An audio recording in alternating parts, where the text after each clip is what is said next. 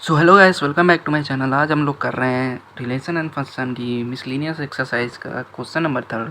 तो इसमें हमसे क्या कहा गया है कि given a non empty set X considered power set X which is the set of all subset of X define the relation R in power set of X as follows for subset A B in power set x A related to B if and only if A is subset of B is R and equivalence relation on power of set X. Justify your answer. तो चलो देखते हैं, इसको समझते हैं। Question हम लोग करते हैं तभी समझ में आएगा, ऐसे कुछ समझ में नहीं आएगा।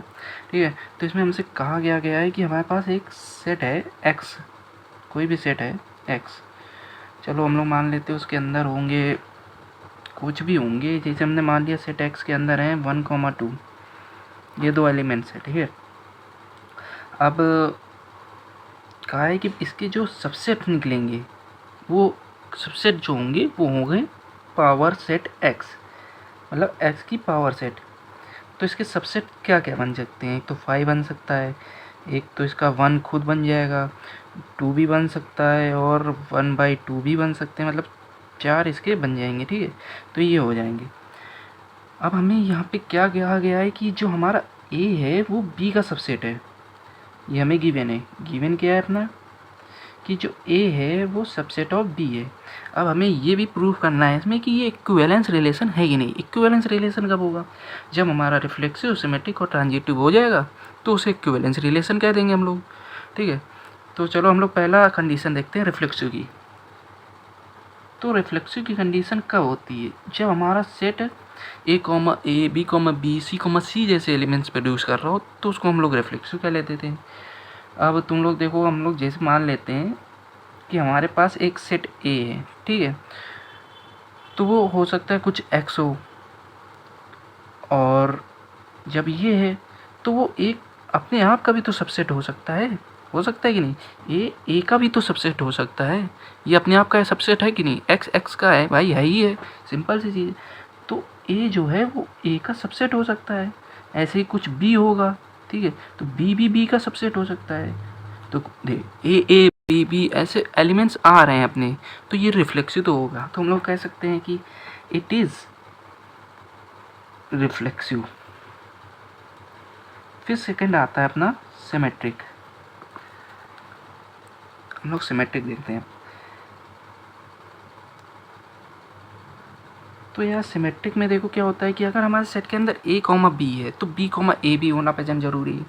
अब जैसे हमने माना था कि हमारा सेट ए जो है वो एक्स है, चलो नंबर मांग के मैं समझाता हूँ। 1 है, सेट ए के अंदर हमारा 1 है, और बी के अंदर हो सकता है कुछ अपना 1 या 1/2 हो। ठीक है, जब हमारा सेट ए जो है, देखो ए जो है वो बी का तो सबसेट हो सकता है। ठीक है, 1 जो है हमारा बी के अंदर आ रहा है तो वो सबसेट हो सकता है बी का, लेकिन बी जो है वो ए का तो हो ही नहीं सकता। मतलब देखो ए जो है वो हमारा बी का सबसेट है, ठीक है, बट बी जो है वो हमारा सबसेट नहीं हो सकता ए का, क्योंकि 2 तो आ ही नहीं रहा ना ए में, तो सबसेट कहाँ से हो जाएगा? तो जब ये नहीं होगा तो इट इज़ नॉट सिमेट्रिक हो जाएगा। इसको हम कह देंगे इट इज़ नॉट सिमेट्रिक। इधर ही से पता चल गया इक्विवेलेंस नहीं है, तो इसको जस्टिफाई करने की कोई ज़रूरत नहीं है। लेकिन हम लोग देखते आएंगे ट्रांजिटिव भी है लास्ट में। तो ट्रांजिटिव क्या कहता है कि अगर हमारे सेट के अंदर ए कॉमा बी है और बी कॉमा सी है तो ए कॉमा सी भी मैंडेटरी है, प्रेजेंट होना चाहिए, तब वो कहेगा ट्रांजिटिव। तो ट्रांजिटिव हम लोग देख लेते हैं। अब जैसे हम लोग ट्रांजिटिव में देख रहे हैं, ठीक है, तो जैसे हमने माना ए है हमारा कोई सेट, उसके है सेट के अंदर 1, ठीक है, और बी कोई सेट है उसके अंदर है हमारा 2, और कोई सी सेट है उसके अंदर हो सकता है अपना वो 2 और 3। ठीक है, अब देखो ये नहीं, ये एग्जांपल नहीं चाहिए। देखो ए मानते हैं हम लोग 5 है, ठीक है, हमारे सेट के अंदर, और बी के सेट के अंदर है 1, और सी सेट के अंदर है हमारा कुछ 1/2 सॉरी। हाँ, अब हम लोग देख रहे हैं कि जब ए जो है 5 जो है वो सारे सेट के अंदर होता है, तो वो बी के अंदर भी होगा। तो हमारा ए जो है वो सबसेट होगा बी का, और जो 1 है वो है 1 वो सी का सबसेट होगा कि नहीं होगा? 1 अपना सी में भी प्रेजेंट है। और फिर जो होगा, चलो हम लोग देखते हैं, ए जो है वो बी का सबसेट है, हमने कैसे कहा, 5 जो है इधर भी प्रेजेंट होगा ही होगा, सब सेटों में 5 प्रेजेंट होता है, ठीक है। और जो हमारा बी है वो सी का सबसेट है, 1 सी में प्रेजेंट है, ठीक है। अब जो 5 है वो सी में भी तो प्रेजेंट होगा, सी में प्रेजेंट होगा, तो हम लोग कह सकते हैं ए जो होगा वो सी का भी सबसेट होगा। सो इट इज़ ट्रांजिटिव हो जाएगा,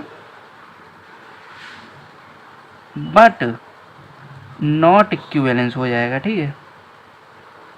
ये इक्विवेलेंस तो नहीं होगा यार। तो ये हमारा क्वेश्चन यहाँ हो गया।